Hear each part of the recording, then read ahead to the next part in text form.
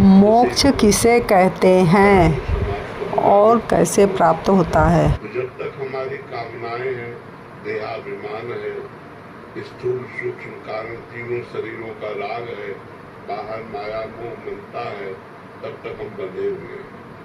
और जब हम गुरु की शरण में जाकर के और साधना करते हैं और शरीर का राग नष्ट होता है, तो जीव ही शिवा शिवा जीव, वो जीव ही शिव है, शिव ही जीव है, उसके सिवा कोई है नहीं। एक परमात्मा के सिवा कोई है नहीं, तो भी जीव कहाँ से आ गया?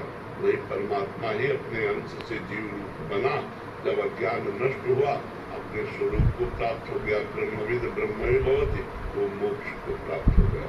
और मोक्ष प्राप्त होने का मतलब आवागमन से मुक्त हो जाना, समस्त दुखों से मुक्त हो जाना, अखंडानंद परमानंद को प्राप्त हो जाना, महा उसे मोक्ष कहते हैं।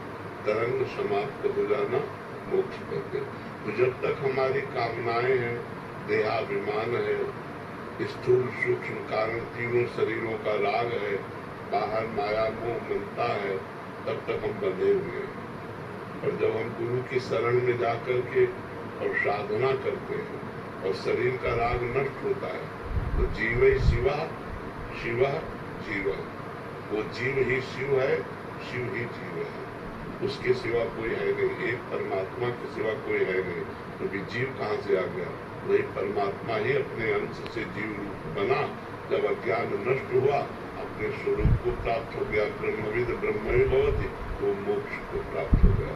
और मोक्ष प्राप्त होने का मतलब आवागमन से मुक्त हो जाना, समस्त दुखों से मुक्त हो जाना, अखंडानंद परमानंद को प्राप्त हो जाना, महा